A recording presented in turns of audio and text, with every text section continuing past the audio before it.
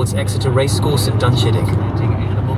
All that junk inside your trunk. Welcome back to today's YouTube, and today we are going to the second car boots of the season. Yes, we've got two car boots, one this morning and one this afternoon, and I freaking love a car boot because you see some wicked stuff that you've never seen before, or stuff that reminds you of your childhood. Like I remember going to one car boot before and seeing a ton of Tamagotchis. I used to have two of them on the go as a kid, and I made them survive quite a long time, but now if I bought one, I struggle to remind myself to water a plant some days, so it probably wouldn't be the best thing because it'd probably be dead after 2 days. But I am going to be going there with the intention of buying some vintage clothing. I'm massively into my Nike, Adidas, mainly Nike, Champion, all those sorts of stuff. So I'm going to take you through everything that I buy or don't buy, because I go with every intention of buying tons of stuff for myself to wear at festivals and just day-to-day stuff. And then I end up not seeing it, but then I also see some stuff that I'm like, oh, I can make a quick buck on that on Vinted. Then put it on my Vinted and it's sat on there for ages. And then I end up probably going back to the same car boot at the end of the year on the last one and reselling it back to the same people I probably bought it off for the same amount of price. So I end up just not making any money. But that is the fun part of car boots. It's just a fun little thing to do on the weekend. So make sure you hit that subscribe button, hit that like button, and comment down below what sort of stuff you like to look out for at car boots. Excuse me. How much? How much are the Dickies? 3 quid. Yeah. He's done now.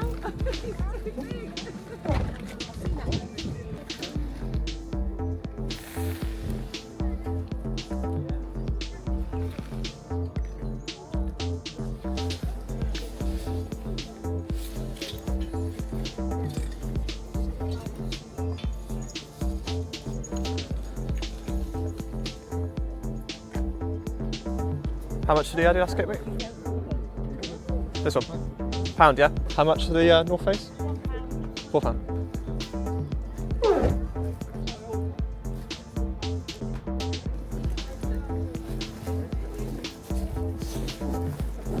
Sorry, mate.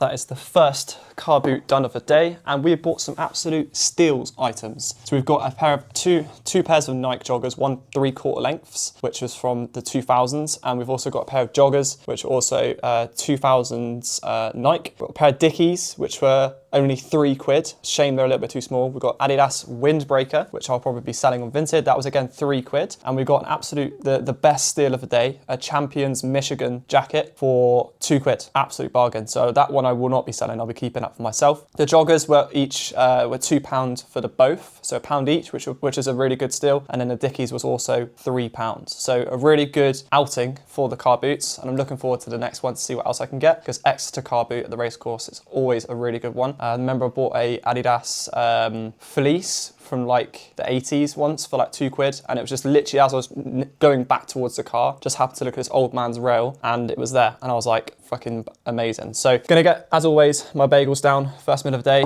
washed down with the best flavour of Monster, the Absolute Zero original Monster. Towards Exeter Racecourse at Dunchiddick. Animal lands.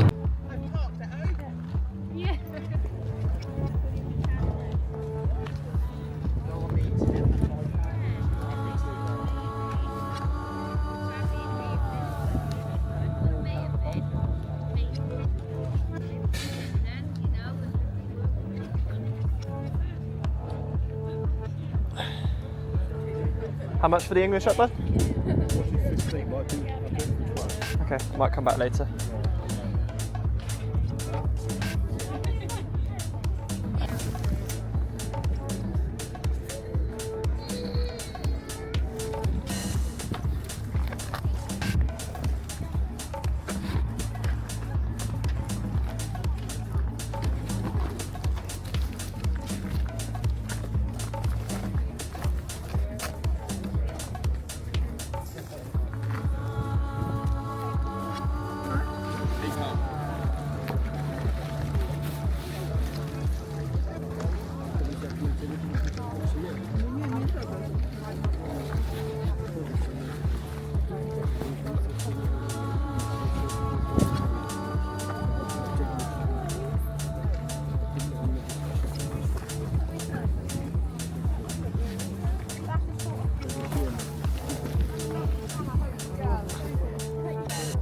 How much for a night, mate?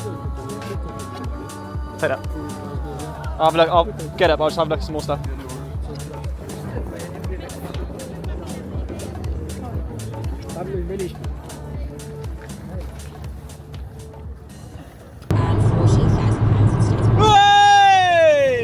That's car boot 2 wrapped up. Obviously met one of my idols, Dwayne Johnson, on the way down. I'm joking, but could you imagine if Dwayne Johnson actually made it to a car boot sale? Like, he would be lost with what to buy. He'd probably end up buying some Alessier sandals or something like that with maybe a Nike sweater and a pair of like Champion joggers.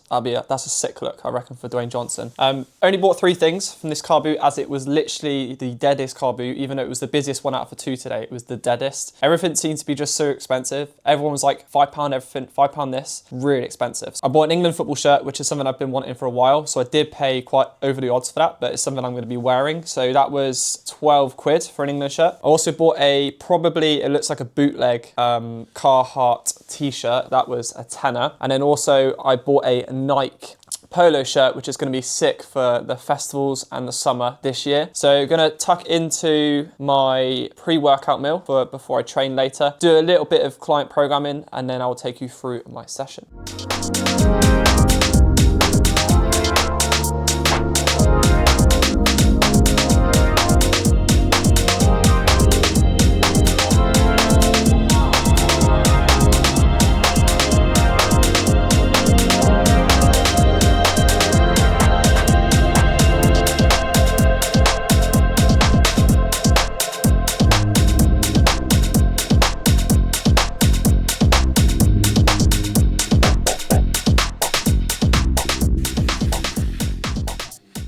So that session was very, very good. Been pretty knackered all day today. Had a games night yesterday, so Saturday, where we stayed up fairly late. Ended up watching a film and fallen asleep halfway through it. So not particularly the highest energy levels for the session, but still managed to hold my reps and actually progress on a couple of them. So the exercise that you did see, the hip extension, I managed to get an extra rep on my second set. So I won't progress on weight until I've hit the end of the rep range on a third set, and probably 1 extra week after that to make sure I definitely hit it. That's the biggest thing when you're training with weights as well, is to make sure you own the set. So just because you hit the end of the rep range, if your form is still not quite there, then I'd say hold on for 1 more week, make sure you get that form perfect, and then progress upwards. Because what I've done in the past is I just hit the end of the rep range, go up a weight, hit the end of the rep range, go up a weight, and then you run the risk of just your form breaking down really, really quickly, and then you end up just limiting your progress. So make sure you own the weights, own the sets that you're doing with those weights, and you'll find your progress twofold in no time. So that is the end of today's vlog. So if you enjoyed it, make sure you hit that subscribe button, hit that like button, and don't forget to comment what you like to look for at car boots.